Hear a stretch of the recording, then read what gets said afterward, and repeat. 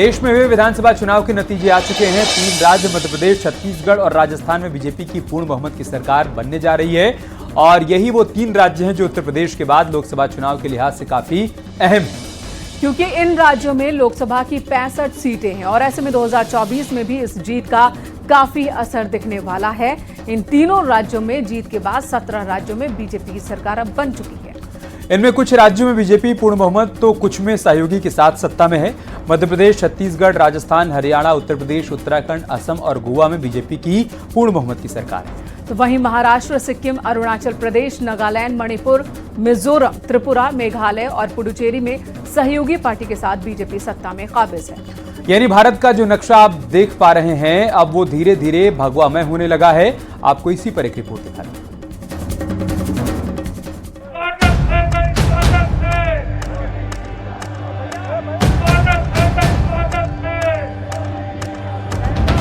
ये मोदी की गारंटी है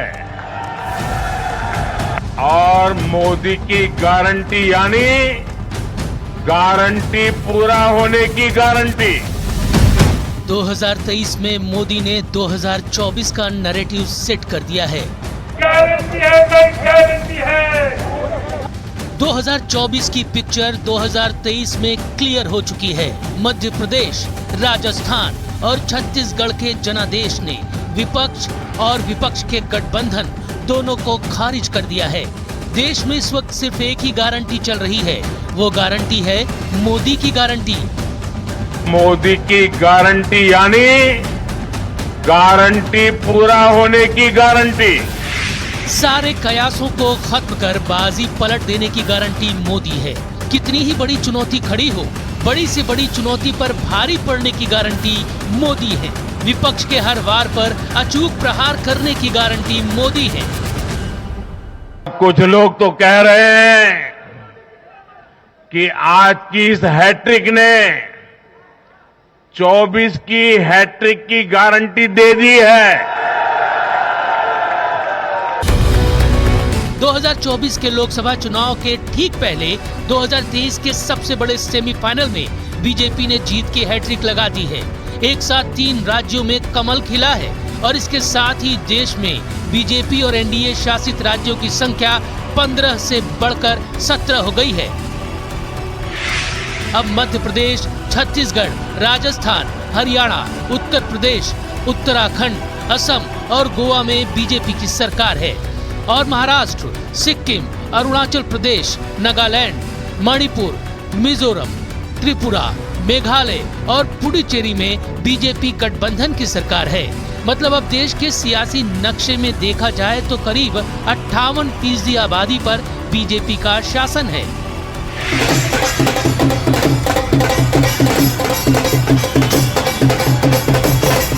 हालांकि साल 2017 में बीजेपी का ग्राफ करीब 78% था, लेकिन 2018 में पहले कर्नाटक, फिर मध्य प्रदेश, राजस्थान और छत्तीसगढ़ बीजेपी के हाथ से निकल गया। 2019 तक बीजेपी सिमटकर 34% की सियासी क्षेत्रफल तक पहुंच गई और मात्र 44% आबादी पर बीजेपी का शासन बचा। लेकिन अब 2023 के विधानसभा चुनाव में 3 राज्यों में भारी जीत से बीजेपी का ग्राफ और 2024 के लिए आत्मविश्वास दोनों बढ़ा है। गारंटी है भाई, गारंटी है। गारंटी है भाई, गारंटी है। हमारी नारी शक्ति, हमारी युवा शक्ति, हमारे किसान और हमारे गरीब परिवार इन 4 जातियों को सशक्त करने से ही देश सशक्त होने वाला है। साल 2019 में लोकसभा के चुनाव में भारतीय जनता पार्टी ने दमदार वापसी की थी और अब वक्त 2024 के सबसे बड़े मुकाबले का है। प्रधानमंत्री नरेंद्र मोदी जीत की हैट्रिक लगाने का प्लान लेकर आगे बढ़ रहे हैं और मौजूदा हालात के साथ 3 राज्यों में बम्पर जीत वाले जनादेश को देखते हुए प्रधानमंत्री नरेंद्र मोदी का यह सपना भी सच होता दिखाई दे रहा है। गारंटी है भाई, गारंटी है। गारंटी है भाई, गारंटी है। एक लड़ाई मध्य प्रदेश में बीजेपी और कांग्रेस के बीच कुर्सी की थी, तो दूसरी लड़ाई समाजवादी पार्टी और कांग्रेस के बीच अति आत्मविश्वास की थी, जिसमें अखिलेश यादव की बड़ी जीत हुई है। क्योंकि मध्य प्रदेश की कई ऐसी सीट्स हैं जहां पर कांग्रेस सिर्फ इसलिए हारी क्योंकि समाजवादी पार्टी को उससे ज्यादा वोट मिले। अगर मध्य प्रदेश के निवाड़ी की बात की जाए तो यहां कांग्रेस 17,157 वोट से चुनाव हार गई, तो निवाड़ी में समाजवादी पार्टी को 32,670 वोट मिले। बात अगर चांदला सीट की करें तो कांग्रेस को यहां पर 15,491 वोट से हार का सामना करना पड़ा, तो वहीं इस सीट पर समाजवादी पार्टी को 24,977 वोट मिले थे। और अगर राजनगर के परिणाम पर नजर डालें तो कांग्रेस यहां सिर्फ 5,867 वोट से हारी। यहां अखिलेश के प्रत्याशी को 6,353 वोट मिले। ऐसे में अगर कांग्रेस और समाजवादी पार्टी साथ साथ चुनाव लड़ती तो परिणाम कुछ और होते। इसी पर आपको एक रिपोर्ट दिखाते हैं। ये गठबंधन नहीं है तो हम स्वीकार करते हैं गठबंधन नहीं है। बहुत चालू पार्टी है कांग्रेस। ये कांग्रेस के लोग बीजेपी से मिले हुए लोग हैं। कांग्रेस मजबूत है तो वहां आपको समर्थन करना चाहिए। कांग्रेस को इन छोटे नेताओं पर रोक लगाना चाहिए। लेकिन मैं ऐसा समझता हूँ तलाक हो गया। बीजेपी धमाकेदार जीत का जश्न मना रही है, लेकिन विपक्ष में हार के मायने निकाले जा रहे हैं। कांग्रेस समाजवादी पार्टी को जिम्मेदार ठहरा रही है और सपा मध्य प्रदेश में कांग्रेस को आईना दिखा रही है, क्योंकि जिस विवाद में दोनों दल आमने सामने आए थे उस विवाद ने वो कहानी लिख दी है जिसके विलेन और हीरो दोनों विपक्षी दल हैं।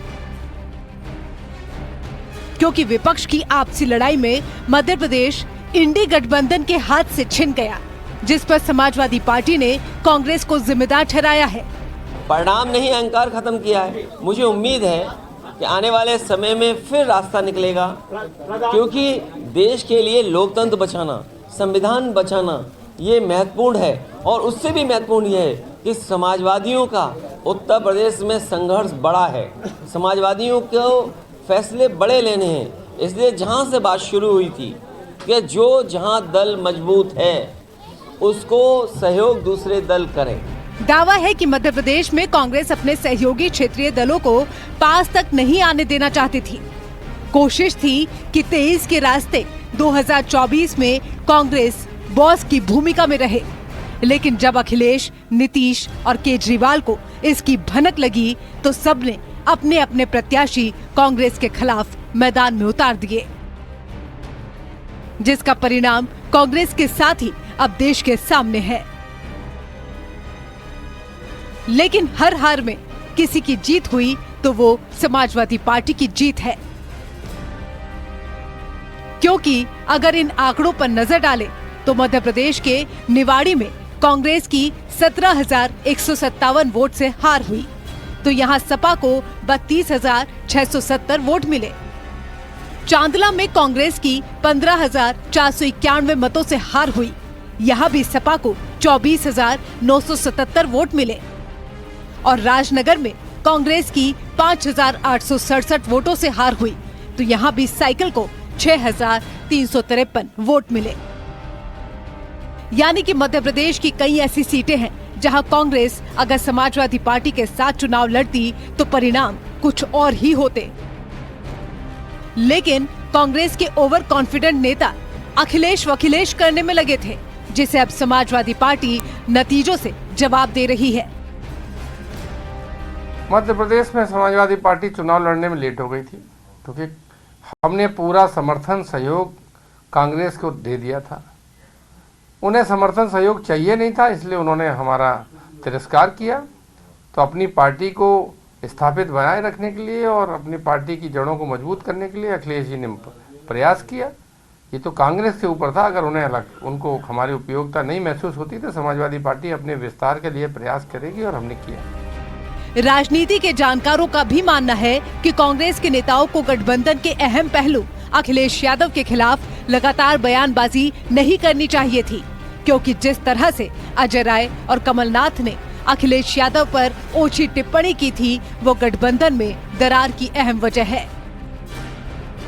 कमलनाथ जी ने जिस ढंग से एक उपेक्षा का व्यवहार किया वो शायद कांग्रेस को भी महंगा पड़ा, क्योंकि उन्होंने वहां लगभग 70-71 प्रत्याशी खड़े कर दिए उस नाराजगी में, और वो उन्होंने वोट उनके काटे। तो अगर आप देखें तो 500, 700, 250 इतने वोटों से बहुत सी जगह मार्जिन रहा है। तो क्या अब अखिलेश यादव कांग्रेस से 2024 में बदला लेने वाले हैं? क्या उत्तर प्रदेश अब दोनों दलों के लिए बैटल ग्राउंड होने वाला है? लेकिन चुनाव परिणाम के बाद जो बयानबाजी हो रही है वो कुछ इसी ओर इशारा कर रही है।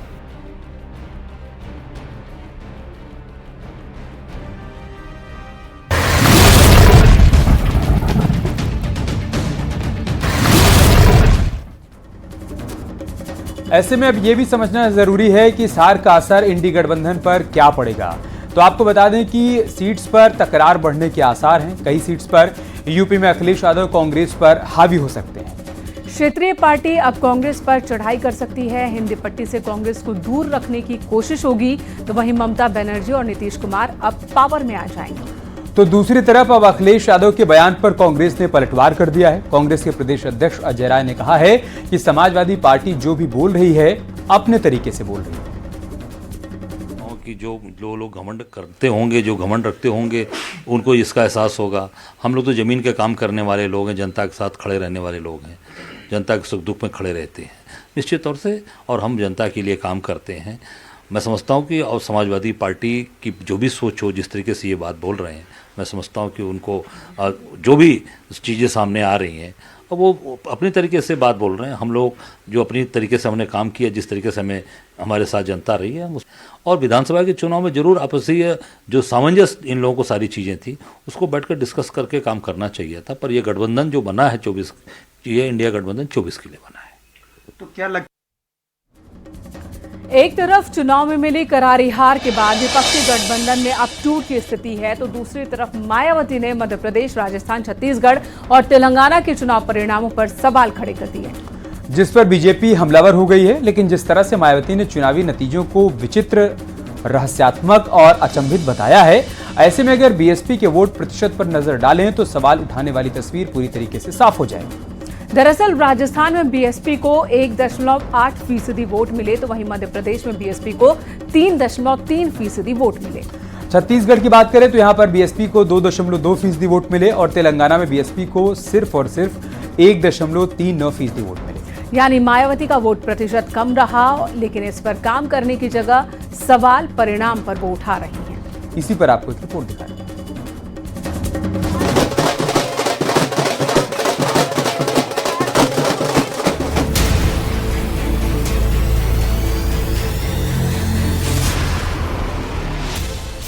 उत्तर प्रदेश की पूर्व मुख्यमंत्री और बहुजन समाज पार्टी प्रमुख मायावती ने मध्य प्रदेश, राजस्थान, छत्तीसगढ़ और तेलंगाना के चुनाव परिणामों पर सवाल खड़ा कर दिया है। मायावती इस चुनाव परिणाम को विचित्र बता रही हैं और कह रही हैं कि इस तरह के नतीजे अचंभित करते हैं। उन्होंने कहा कि जमीनी स्थिति अलग थी, लेकिन परिणाम अलग आया। ये एक रहस्यात्मक मामला दिखता है। मायावती ने चुनाव परिणाम के बाद चर्चा के नए विषय बनने की भी बात कही, जिस पर अब बीजेपी ने करारा पलटवार किया है। तो अब वो राजनीति समाप्त हो गई, जो लोगों को बांटने की राजनीति होती थी। बांटने के नाम पर जिस प्रकार से केवल परिवार विशेष का ही भरण पोषण होता था, ये पूरा देश ने देखा। जाति के नाम पर परिवार चाहिए, परिवार में भी फिर अपना बेटा चाहिए, तो ये सब राजनीति अब बाहर निकल गए हैं। सत्ता जब मिलती थी तो केवल लूट के सिवाय कुछ होता नहीं था। अब नतीजे स्पष्ट रूप से कल सब आ चुके हैं और जनता ने प्रचंड बहुमत से तीनों राज्यों में सरकार बनाया है, तो निश्चित तौर पर जनता मोदी जी की और मोदी जी जनता को बहुत अच्छे से जान रहे हैं। दिल से दिल का तार जुड़ा हुआ है, वो नब्ज ही देखती रहेंगी यहाँ। दरअसल राजस्थान और मध्य प्रदेश में मायावती के भतीजे आकाश आनंद ने पार्टी की कमान संभाली थी। मायावती ने यहाँ पार्टी के प्रदर्शन को बेहतर होने की उम्मीद जताई थी, लेकिन दोनों ही राज्यों से पार्टी को निराशा झेलनी पड़ी। वहीं आकाश आनंद की लॉन्चिंग भी फीकी हो गई। 2018 के विधानसभा चुनाव में ज्यादा बेहतर प्रदर्शन करने वाली बहुजन समाज पार्टी इस बार 2023 के विधानसभा चुनाव में 2018 की तुलना में प्रदर्शन करने से चूकती हुई नजर आई है। बहुजन समाज पार्टी का न सिर्फ वोट फीसद घटा है बल्कि सीटों की संख्या भी उनकी घट गई है। राजस्थान में एक तरफ जहां बहुजन समाज पार्टी ने आधा दर्जन सीटों पर जीत हासिल की थी, वहीं पर जीत सिमट करके अब 2 पर आ गई है। दरअसल एमपी और छत्तीसगढ़ में बसपा ने गोंडवाना गणतंत्र पार्टी से गठबंधन किया था। एमपी में बसपा ने 178 और जीजीपी ने 52 प्रत्याशी उतारे थे, लेकिन एक भी सीट नहीं जीत पाई बीएसपी। इसी तरह छत्तीसगढ़ में बसपा ने 53 सीटों पर चुनाव लड़ा, यहाँ भी खाता नहीं खुला। राजस्थान के नतीजे भी बसपा के लिए बेहद निराशाजनक रहे। यहाँ बीएसपी का खाता तो खुला, लेकिन हाथ आई तो सिर्फ 2 सीटें, जबकि 2018 में इन राज्यों में बीएसपी ने बेहतर प्रदर्शन किया था। अगर सीटों का खेल समझ नहीं आया तो वोट प्रतिशत देख लीजिए।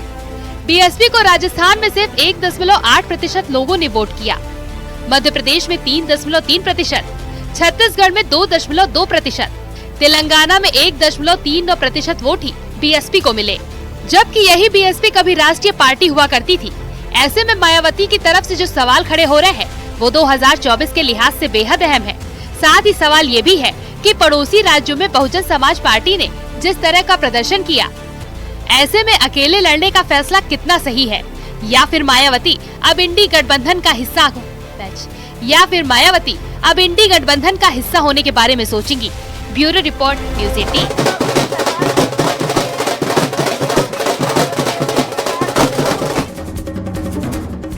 आज एक तस्वीर लोकसभा से आई, जब शीत सत्र के पहले दिन पीएम मोदी सदन में दाखिल हुए। इस दौरान पूरा सदन तालियों की गड़गड़ाहट से गूंज उठा। बीजेपी के सांसद अपनी अपनी सीट पर खड़े होकर मोदी मोदी के नारे लगाते हुए तालियां बजा रहे थे।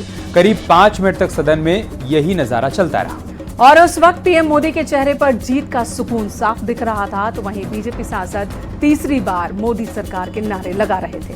दरअसल पीएम मोदी के अंदाज और सांसदों के जोश से ये बात तो साफ हो गई है कि बीजेपी अब अपने अगले मिशन यानी कि 2024 के चुनाव की तैयारियों में जुट गई। लेकिन विपक्ष के पास सिर्फ खामोशी है, बेबसी है और इस चुनावी परिणाम से मायूसी ही हाथ लगी है। इसी पर आपको एक रिपोर्ट दें।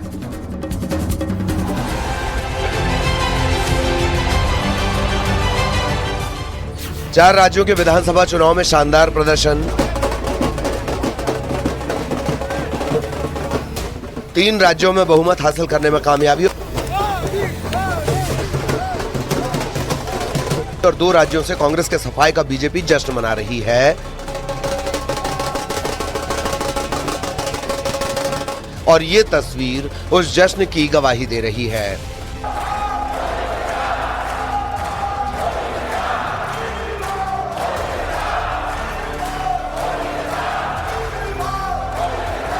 जब सदन में पीएम मोदी का ग्रैंड वेलकम किया गया। शीत सत्र के पहले दिन जब प्रधानमंत्री नरेंद्र मोदी संसद भवन पहुंचे तो सदन में मोदी मोदी और भारत मां की जय के नारे लगाकर उनका स्वागत किया गया।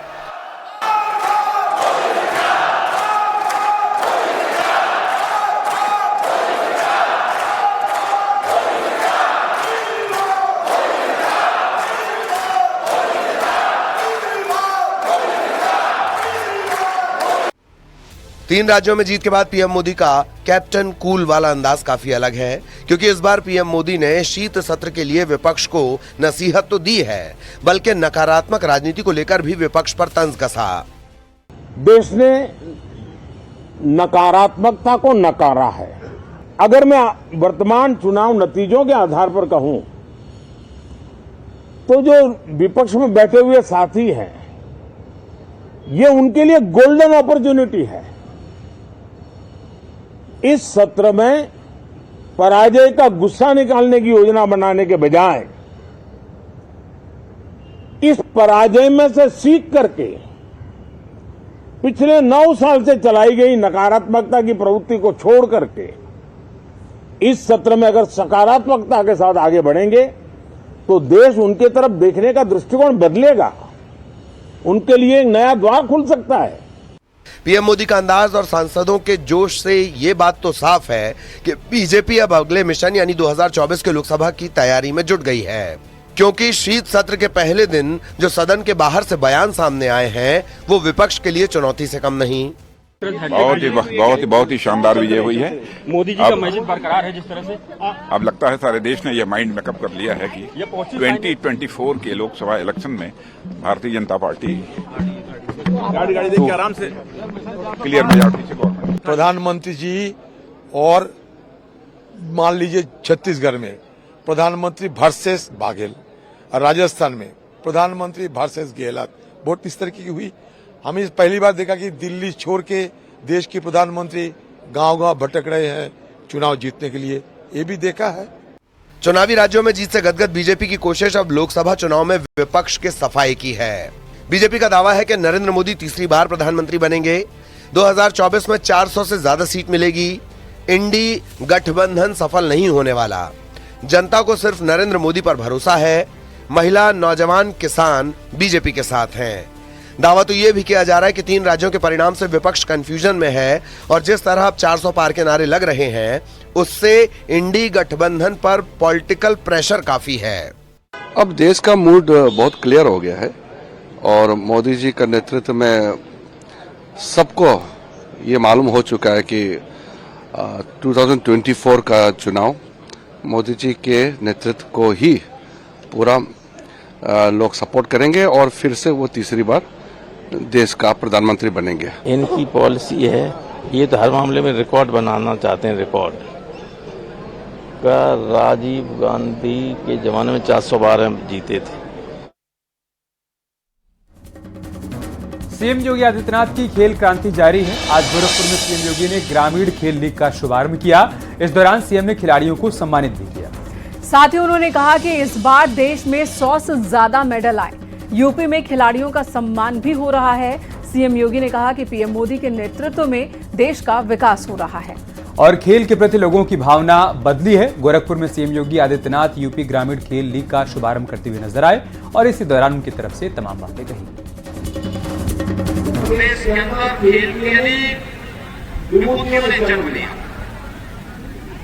और अभी हाल ही में एशियन गेम्स में हमको देखने को मिला कि जितने टोटल मेडल आए हैं, पहली बार भारत ने मेडल की संख्या को 100 का आंकड़ा पार किया।